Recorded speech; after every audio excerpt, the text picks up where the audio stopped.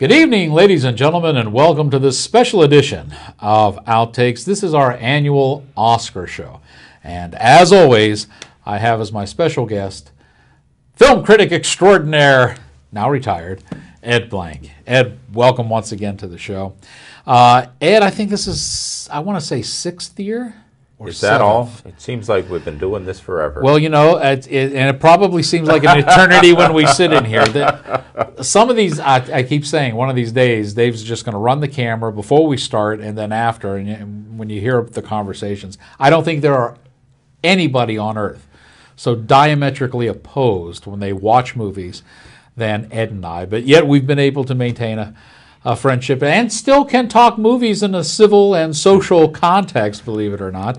And I love to have Ed on these shows because when it comes to the Oscar picks and generally awards time and season for the movies, my movies are nowhere to be found. They're out in left field somewhere. I've never agreed with any of the academies anywhere. But Ed has nailed these things right on the button. For the last 6 or 7 years, whichever it's been that we've been on this together. And it's almost uncanny how he can pick these things. And I have to defer to him for the Oscar show because none of the movies that I had picked for my best, with the exception of American Sniper, even made it into the list as far as I can tell. So, without any further ado, Ed, let's start with Best Supporting Actress and who your pick is. Well, Fiore, this time, earlier than I ever have before, I was telling people by mid-December, all 6 categories were shoo-ins. And as of this moment, 3 of them are shoo-ins. And what has complicated that picture is that from the very beginning, to my surprise, but beginning with the National Society of Film Critics and the New York Film Critics, Los Angeles Film Critics, and so on, the momentum went to the independent American film Boyhood, with Birdman as a consistent runner-up. And what has happened since then is that 3 of the categories have become unanimous, and everything else is up in the air. And for supporting actress, there just doesn't seem to be any chance at this point that Patricia Arquette of the favored Boyhood is going to take it. She just hasn't lost anything to anyone else, so it's going to be Patricia Arquette. And I say that not out of any personal loyalty to her or to that film, but just simply because anytime anyone is winning everything on the way to the run-up, I always use the examples of Robert De Niro in Raging Bull, Sissy Spacek in Coal Miner's Daughter. There's never a great surprise when somebody has gotten everything up to that point, and that's why Patricia Arquette has the edge. Okay, let's go to supporting actor. I saw a movie, I guess in October, which I think is one of the 2 best of the year, and it's Whiplash. And one of the things that knocked me out about Whiplash is this supporting performance by J.K. Rowlands.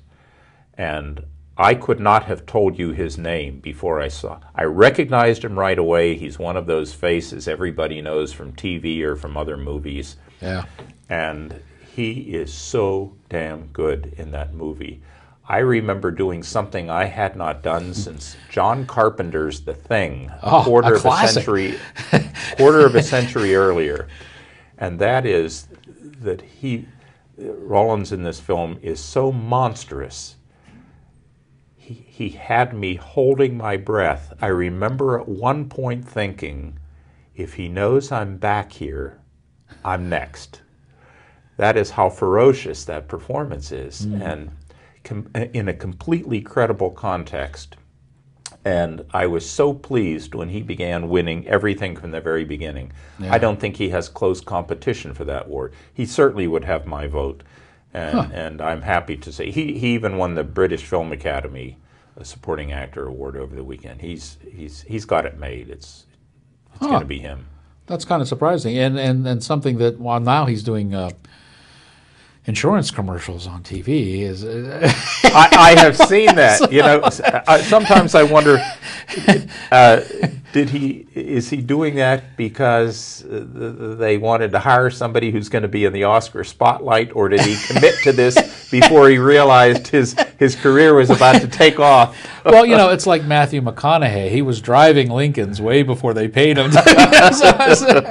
And something you probably don't know, because I know you actually loathe superhero movies, but he also played the original J. Jonah Jameson, who was the flamboyant newspaper editor of the Daily Bugle in the original Spider-Man Is that right? series with Tobey Maguire and Kirsten Dunst. So, yeah. So I thought I'd throw that out there for you. If you want to see any more of his work, you can always go back and watch Spider-Man. That one I saw originally. Okay. So what about, okay, we've got the supporters there. What about actresses? Interesting thing about actresses, I think the company that is releasing Still Alice with Julianne Moore has made a big mistake, because although it's normal to hold back award contenders until January so that they don't burn out and head for DVD land prematurely, in this case they've held the film back so long that an opening in Pittsburgh only in mid-February, many of us, and me included, have not had the opportunity to see it yet. And that's the only one of the 48 major nominees. I haven't had an opportunity to see it. Maybe you have. I have.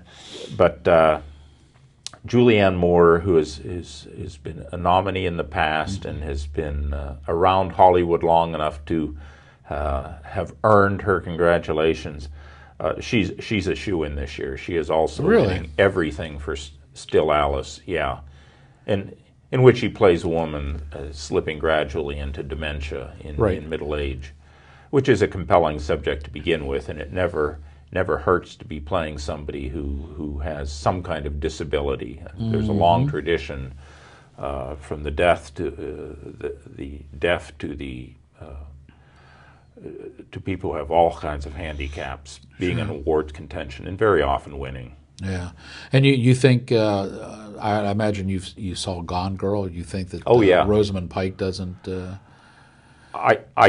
get nods there. I'm pleased she's nominated, but nobody else has a chance here. I see. You got that 100% momentum behind you. Nothing's going to go wrong.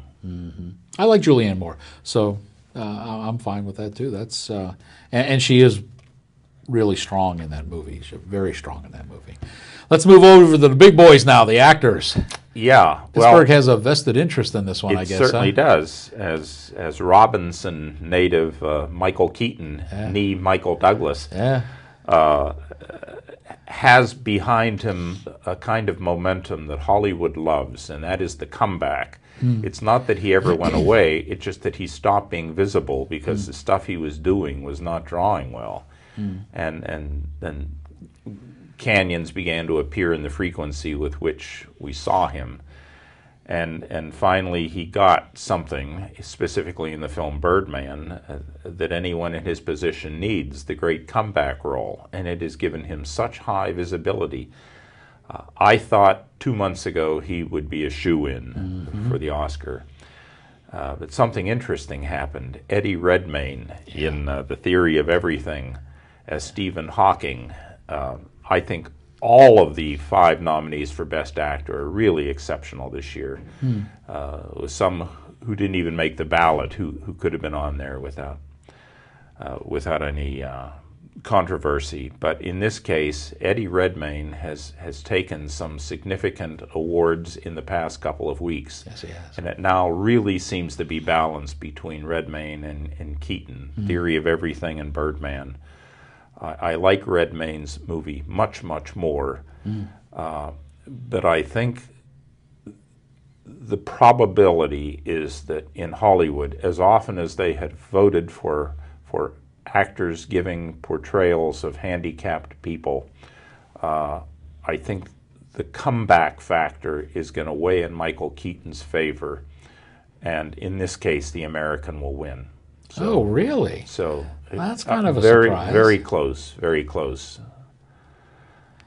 Yeah, he took home, I think, the Golden Globe, and then several awards since Screen then. Actors Guild went to Eddie Redmayne. Yeah. The British Award went to Redmayne. Redmayne's been able to pick up some they're ground really balanced. And mind you, the Academy Awards aren't done by arithmetic. It isn't a question of adding up the prior awards. These Sure. are 6,000 and some people voting in the privacy of their homes. But what these preliminary awards do is, for all of the people getting hundreds of screeners to look at, what it does is narrow the choice for them to which ones they're going to bother looking at all. Mm-hmm. And I think they're all going to have seen The Theory of Everything and Birdman and narrow it to those two. But they've also surely seen Steve Carell and Foxcatcher and Bradley Cooper in American Sniper, and Benedict Cumberbatch in The Imitation Game. Mm-hmm. And it's a hard choice to make, and I might not make the same choice, but I will be very pleased to see Michael Keaton win if he does. I think he has an identity as a good guy within the business. Huh. Very interesting. Well, before we get on to the big two, let's pull back just a little bit and let's talk some movies here. There has been, and I didn't warm up Ed on this subject beforehand, so this has come as a surprise to him. There has been more political rumblings over American Sniper than I can recall in a film in quite some time. And we've had everything from the ridiculousness of celebrities coming out and making absolutely inane comments to some of their peers and comrades, putting them down into their place. And now we have a plethora of the trade magazines coming out with comments about the movie. The latest one that I just came over the wires this morning was that American Sniper's chances to win any Oscars in any category that it's nominated have now been completely sabotaged because apparently Sarah Palin came out and said she liked the movie. And so that just dusted this commentator off and said, that's it, they won't win anything now because Sarah Palin. I mean, this thing has really gotten this bizarre with people taking different aspects on war and everything. It's become a little bit crazy. Your take on this whole Well, I liked snafu. American Sniper very much, and I have liked almost all of the movies Clint Eastwood has directed, and I was as surprised as anyone in the industry that this did as well as it did when it was playing in 4 theaters in Los Angeles, New York, and Dallas. That's a total of 4. It was out there for 3 or 4 weeks before it went nationwide. Three, I think, and it did colossal business. These theaters were averaging more than 50,000 apiece a weekend. And ordinarily when an art film does that kind of thing before going out wider, you expect the huge drop-off. What was astonishing about American Sniper is that the first weekend, when the forecasts were that it would do nationwide 45 to 48 million the first weekend, and it came in at more than double that, and then added more on the Martin Luther King holiday. It astounded everybody. They're never wrong by a picture doing twice what they thought it would, because there's so much research in advance as to how large the audience is. And what they were not counting on, I think, is the fact that American Sniper, and even Clint Eastwood could not have counted on this. American Sniper, I think, would not have done as much business a year or two ago. It might have done as much business a year or two from now. But sometimes a film opens at exactly the right moment to grab the national zeitgeist. And that's exactly what happened in this case. The story came to an unexpected conclusion in 2013. That was not part of the original screenplay. And And it was just the time that a lot of Americans wanted to see a war film about a real American hero. And that has happened in the past. Audie Murphy with To Hell and Back in 1954. And it happens from time to time. Bonnie and Clyde was my favorite example of a movie that opened in the summer of 1967 and did very modest business. And something took hold at the time. It passed from first-run theaters into neighborhood theaters, and it exploded. And all of a sudden, Bonnie and Clyde were all over the covers of national magazines, and the costuming and the style of the film. And I remember it came back to the Stanley, where it had played very little business in Midsummer. And it came back 3 months later, I guess, and broke the all-time record for the first. This is unbelievable. It had just been through the neighborhood theaters, and it came back at full prices. And the zeitgeist and that film collided that fall, and that's when it took off and became a genuine blockbuster. Tremendous success. In this case, I think that's exactly what happened with this film, that the timing was just right, and it tapped into a part of the national consciousness you cannot count on. It was just there. People want to see the same temperament in a movie came out, what was it, 4 years ago, The Hurt Locker. Very similar in content, in attitude, in the presentation, in the style of the film, even in what I thought was the most interesting aspect of each one, is that this war hero, this guy who's just steeped in valor in battlefield situations, comes home and can't adapt easily. And that's a significant part of what's represented in this Chris Kyle character. But why would this movie grab the public's attention like this, and then Brad Pitt's Fury had some momentum and then just kind of fizzled out there? I think something that the Hollywood community has a great deal of difficulty accepting is that a very significant part of the movie-going audience is not necessarily die-hard conservative, but much, much, much less liberal than Hollywood itself, which is the bastion of liberalism. And whatever resistance they have to law and order, to the military, to the support of the military by so many American families, they're missing it. Clint Eastwood has not missed it. I regret to say the man is in his 80s now, but he has not missed it. And he seized on that moment to film this story about somebody a lot of us regard as a real American hero, and it clicked. Yeah. So emphatically that you've got people writing in trade papers about how this could have happened and why the American public did this when there are more worthwhile films out there. Yeah, a handful, but this is one of the best. Yeah. Now, this is a category where a lot of us, there's a theory running, and I must admit I kind of subscribe to it, that if you have the best film of the year, then you naturally have the best director to go along with it. But you and I both know that's not necessarily the case. Just because somebody wins for best director doesn't mean that film is going to win for best picture of the year. So with that said, let's tackle the directors and who you like there. If you don't mind, I think we need to do them together. Oh, is this one of the times they do mesh?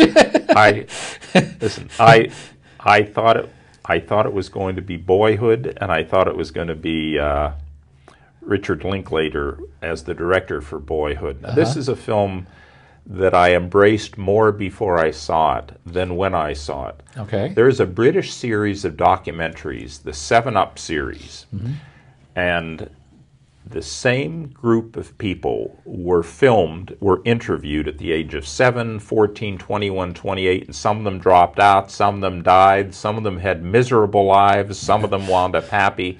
It was fascinating to see what happened to them over a period of years, and they were real.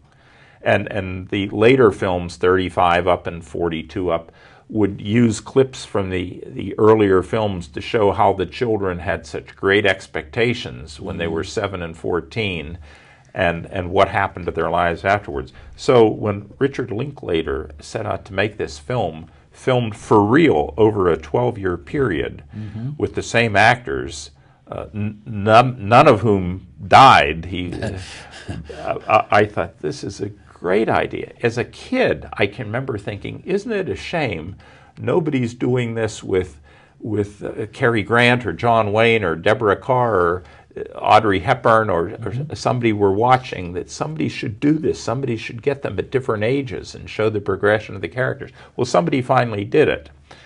And I loved the idea, and I rushed off to see it right away when it opened here at Regent Square. And I liked the film, but I thought it didn't satisfy all that promise. It's long, too. You know, there are a lot of movies and a lot of TV movies in which the premise is that once a year, every year, Christmas, Thanksgiving, or whatever, the family gets all together, and then you see what changes have taken place in the past 52 weeks. Same time next year was the same premise. Get them together every so often and watch the development. In this case, every time we skipped a year, I would spend the whole next episode trying to figure out, who the devil is that? What happened? What happened to her husband? What is going on here? Because I thought it was so sloppily assembled. I really thought it needed some organizing. And it always seemed as if they just shot whatever happened and picked some random moments, and that's what got into the film. So I thought it did not deliver on its promise. But it was winning everything, and Richard Linklater was winning everything. And I thought, well, that's it. I mean, a good movie is going to be crowned the king of the year. And then along came Birdman again, which kept finishing second, and helped certainly by Michael Keaton's performance. And the director, Alejandro Inarritu, was started winning stuff also. And finally, by the time we got past this weekend, I thought, I don't know which of the two it's going to be for either one, but I'm gonna guess that what's going to happen here, because I just think that these two are so evenly balanced in the minds of those voters that it may turn out to be a split. And I'm gonna guess that Boyhood is going to beat Birdman for Best Picture, but that Inarritu as director will get it instead of Linklater. And I have no confidence in either one of those choices, but I think that's the way it's going to go. And the thing is, I think almost all the pictures are better than those two. In fact, I can't remember the last time I found a movie so pretentious as Birdman. Oh, yeah. And I heard nothing good for the first couple of months it was out there. Yeah. And I started making that statement, and I thought, everybody seems to agree with me. They're just afraid to say it. It's a pretentious movie. I didn't like it at all. In fact, the only thing I liked about it Fiore. was... I'm sorry. The only thing I liked about it was the performance of Edward Norton. Yeah. I thought Edward Norton looked really good in this. Yeah. And I thought all the scenes that Norton shared with Keaton were the scenes that were good. And as soon as Keaton got on his own, it lost everything. Yeah. And it's shot in those long takes with what I call handheld cameras. Yeah. And, you know, almost all of it is in the theater or on top of the theater. He tried to do one-shot things, and he's following these characters with a bobbing camera along the corridors in the backstage. And I thought, we got past this around 1914. You know, Birth of a Nation was filmed as cinema. What is this thing? It must have been, I think, last year or 2 years ago. We were invited to a screening. They wanted us to see a movie called Inside Llewyn Davis because it was up for awards consideration. And Ed came along to the screening, and the lovely and talented Mrs. Mastracci was at the screening with me. And we sat through the entire movie, and when it was all over, she told me, she says, that was the worst thing I've ever seen in my life. I have no idea what it was about, and I don't care to know because it just was terrible. And I said, had they not set up that screening for us specifically, I probably would have walked out on that movie. It was after we went and saw Birdman that she said, this might have beat out Llewyn Davis for the worst waste of celluloid in the thing. So let's sum this up a little bit for you. Ed's picks for this year: supporting actress Patricia Arquette, supporting actor J.K. Simmons, Actress is Julianne Moore. Actor, Michael Keaton. Director, Alejandro Inarritu. And movie was Boyhood. Ed, I ask this every year, hoping that somewhere along the line you'll see a glimmer of hope. But you have been, since you've been coming on the show, tremendously disappointed with the product that Hollywood is putting out, and you feel that it's been inundated with superheroes and fantasy, two categories that you simply do not like. And I know there were a lot of superhero and fantasy movies, but in this year's selections for the Oscars, have we found that glimmer of hope yet? Have we found something that might be turning, give you a little hope to go back into the theaters on a regular basis? I wouldn't say movies collectively have gotten better, but I like generally the crop that were nominated. Got the 8 nominations for Best Picture this year. I did like most of them. Certainly American Sniper, Theory of Everything, The Imitation Game I liked a lot. But my 3 favorites of the whole year, one did not receive any nominations, which was Calvary with Brendan Gleeson, the Irish film. Another did get a nomination, Whiplash, which I think J.K. Simmons is going to win Supporting Actor for. Excellent movie. And I'm almost surprised it made the top 8 because it's that good. And another one that didn't, got 5 nominations for Foxcatcher, which happened to be shot in western Pennsylvania. I think besides Calvary and Whiplash, that was the other Best Picture of the year. And the fact that Selma made that list, and Boyhood and Birdman instead of Foxcatcher, which to me was a conspicuously fascinating movie about the dynamics between 2 brothers, older brother, younger brother, and the nutcase billionaire DuPont. Right. And in each of those 3 relationships has its own dynamic. And I had no idea what was coming because I scrupulously try not to read anything more about a film. Once I've made the decision to see it, that's it. No more till I get home from seeing the movie. And in that case, I really didn't know what was coming, and I think it was very, very well done and should have been one of the 8 contenders for Best Picture. And they're allowed to pick up to 10 now. Yeah, they didn't have to stop at 8, so there was room. Well, there was room, but mathematically, the process of nominating and voting for Best Pictures is so complicated, so arcane, that every time I read it, I have to take it sentence by sentence to follow what's going on here. So can you say that maybe this year you enjoyed going to see these movies a little bit more than you have the last few years? I certainly did the period from November to now. Well, that's good. Yeah. There's really, in fact, I'm ordering more DVDs from the current crop than I have at year's end in several years. See, there is that glimmer of hope. I'm liking the way this is the first time. But it's not for the Lego movie. Well, I understand. As always, Ed, thanks for stopping by the studio. Interesting picks. We'll know in a few weeks how these turn out. Always fun. This is probably one of the most watched shows, especially when we run it up online, that we do here for Outtakes. You got a lot of fans out there, Ed, still wanting to see you and hear about your predictions for the Oscars. So there we go. Those are Ed's picks. We'll wait and see how it really turns out and see how things go then. I'd like to thank Zach for helping us out here on camera, Dave over in the control room, and of course Ed for stopping by the studio. That's our annual 2014 edition of the Oscars. I'm Fiore. Till next time, remember there is no right or wrong way to watch a movie, but there is a right critic. Night, everybody.